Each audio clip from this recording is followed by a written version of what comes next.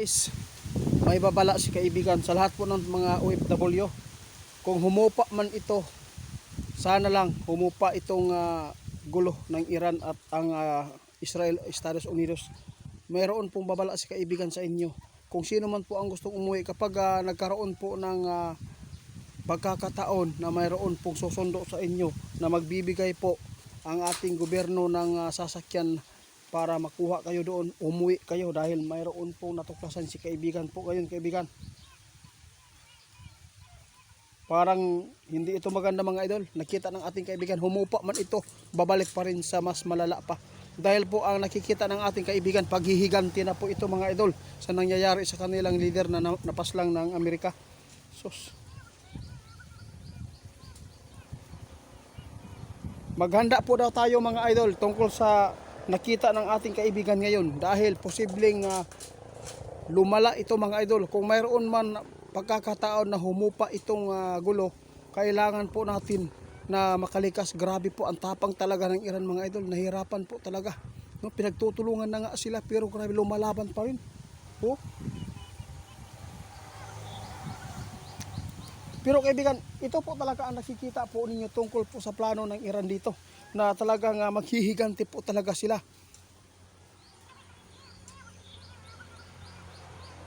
Guys, grabe po ang paghihiganti talaga ang nasa isip po ng Iran ngayon. Sana po pauwiin po ang mga Pilipino nating mga kababayan kung saan ito ay naiipit po ng kaguluhan. Mga idol, wag po nating hayaan po mga idol maiipit tayo. Mamatay na lang tayo, lalo na sa trauma.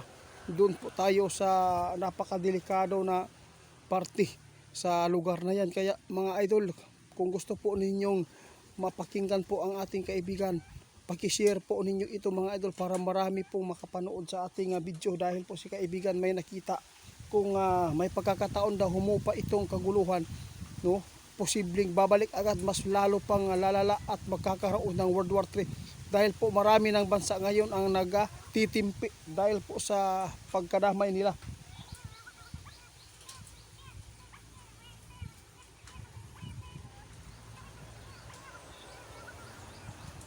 Grabe ang nakita ng ating kaibigan ngayon mga idol. Sabi ng ating kaibigan, may pagkakataon na pauwiin talaga ang mga Pilipino natin na sa Middle East po ngayon. Kaya sa lahat ng mga nakapanood sa atin, salamat po. Sana po ay gawin po natin ito mga idol. Huwag po natin hayaan mga idol na mapapahamak po tayo doon sa gulo. Kaya sino man po ang makapanood sa amin, i-share lang ninyo ni mga idol dahil po ito po talaga ang nakita ng ating kaibigan. Kung hindi kayo maniniwala itong ipinapaabot po namin, nasa inyo na lang po mga idol. Basta sinabi po ng ating kaibigan noong 2025 na mayroon pong digmaan sa 2026 at magkakaroon po ng tagutom, nangyayari na mga idol. Kaya ano pa ba ang hinihintay po natin? Doon ba tayo maniniwala na ito ay nangyayari na?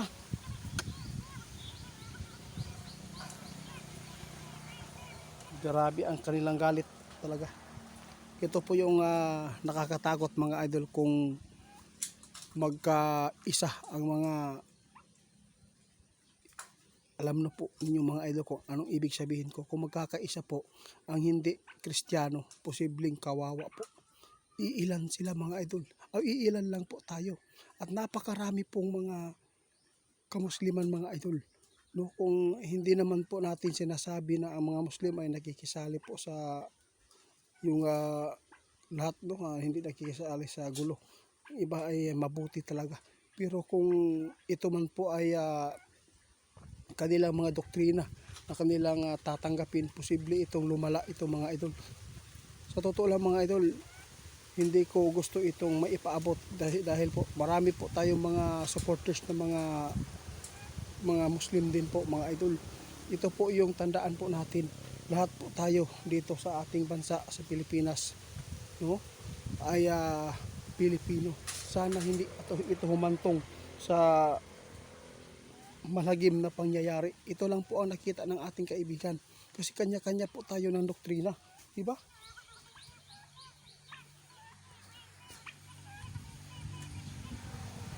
Oo nga. Tingnan po niyo mga idol. Grabe po ang ngayon ang nadadamay ng mga bansa.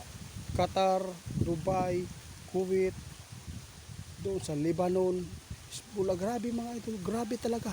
Kaya sinabi ng ating kaibigan ngayon, kung may pagkakataon man humupa, kung pauwiin kayo, umuwi na kayo. Huwag po din hintayin na maipit kayo at doon kayo mapulbos. Kasi sabi ng ating kaibigan, kahit man na madamay tayo sa gulo dito sa ating bansa, kahit wala tayong laban po sa pagkikipag-away, pagkikipagdigma, pero mayroon po mga safety na lugar po natin na pwede natin matataguan, tulad po ng mga bundok na yun mga idol, na malayo tayo sa city. Kami po ay nagpapaabot ng ikakabuti, hindi po itong ikakasama mga idol. Sana po magustuhan po ninyo itong impormasyon ng ating kaibigan. At least meron pong paghahanda na gagawin po natin at pagpapaabot sa inyo. Kahit naman po ay masama itong ipinapaabot ng ating kaibigan. Salamat kaibigan.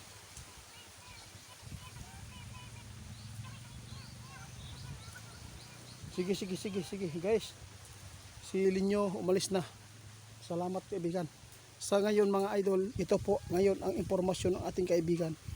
No, mas lalong lalala ito mga idol dahil po nakita ng ating kaibigan ngayon ang Iran ay talaga maghihiganti po sa pagkamatay ng leader nila. May nakita si kaibigan na posibleng si Trump po talaga ngayon ang kanilang puntiryahin dahil po isa po dito ang nakapagpaslang sa kanilang leader. Salamat kaibigan.